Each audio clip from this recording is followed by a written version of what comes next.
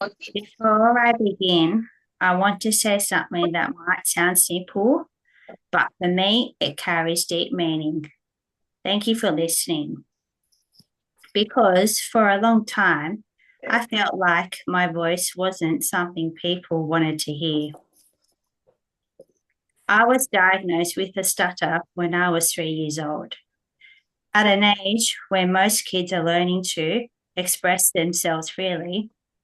I was already facing frustration, embarrassment, and fear just from trying to speak. As I got older, that fear followed me into school.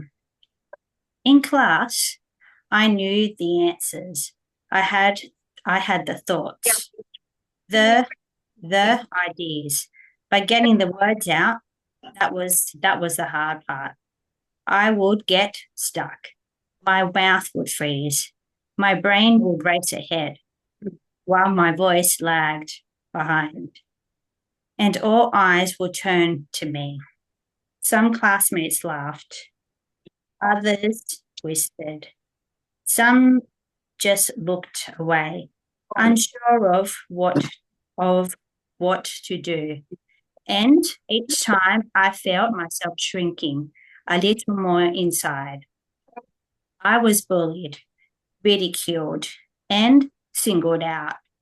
I became shy, not because I lacked personality, but because I learned that silence was safer. But even in the silence, something inside me refused to give up. The turning point came when I started speech therapy. For the first time, I was working with someone who understood me, someone who didn't interrupt, didn't laugh, didn't rush me. Through speech therapy, I learned techniques that helped me gain control of my speech, and more importantly, confidence in myself. My speech didn't disappear overnight, but it improved. The severity decreased. I began to feel more comfortable in my own voice. Slowly, I started raising my hand in class. I started answering questions again, not because I wanted attention, but because I knew the answers and I finally had the confidence to speak up. Teachers noticed. They began calling on me, not out of pity, but because they trusted I had something valuable to say. Fast forward to year 12, a year that changed everything. I was chosen as house as house captain. Me, the student who once tried to hide in the back row, who hoped teachers would skip past me when reading aloud, was now a leader. I was given the opportunity to speak at a church service in front of a large crowd. I, I, I was nervous. Of course I was. But I stood tall. I spoke slowly, clearly, and with pride. And even though I stuttered at times, something incredible happened. People listened. They didn't focus on all the pauses or the repetitions. They focused on the message. And in the moment, I realized something, that my voice will stay with me for life. My stutter does not take away from my voice, it adds to it. After graduating, I began my next big journey, pursuing my dream of becoming an early childhood teacher. And let me be honest with you, it wasn't easy. It was a bumpy ride. There were doubts, setbacks, moments when I questioned if I belonged in this field. I worried. Will parents take me seriously? Would I be able to communicate? Would I be able to communicate clearly with young children? Will my stutter hold me back? But along the way, I was blessed to meet some incredible mentors, people who believed in me, who challenged me, and who reminded me that I had something special to offer. With their support and with a lot of perseverance, I pushed through the hard days. And today I stand here proudly as an early childhood teacher. And I can honestly say I love my job.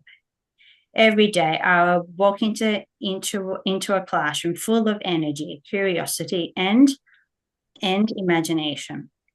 And I get to be part of shaping those little minds and hearts.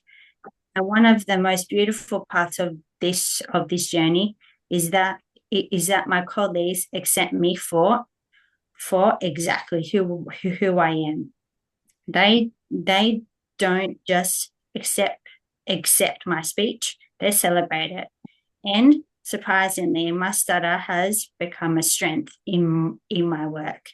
The very techniques I learned in speech therapy, like gentle onsets, linking words, and especially singing, are tools I now use in my teaching. They help me communicate with clarity and calmness. They also help children learn to express themselves. In fact, children are some of the most understanding and compassionate listeners you will ever meet. They don't judge. They don't rush you. They don't notice imperfection. They notice kindness. They notice connection. And when I sing songs with them, tell stories, or guide them through their day, I'm not just teaching. I'm showing them that everyone communicates differently, and that's okay. Looking back now, I realize something important. I think so. Thank you very much. Every part of my journey, the stumbles, the shame, the silence, shapes who I am. I'm not standing here as someone who has overcome stuttering. I'm here as someone who has grown with it. I've learned that speaking differently doesn't make your voice less powerful. In fact, it can make it more powerful because it carries courage, it carries resilience, it carries a story. So, to anyone listening today, I want to leave you with this. Your voice matters, not because it's perfect, but because it's real, not because it's smooth, but because it is yours. I stutter, but I speak. I teach. I lead. I sing. I connect. And I'm proud of the person I have become. Your difference is not a weakness. It can be your greatest strength if you allow it to be. Thank you.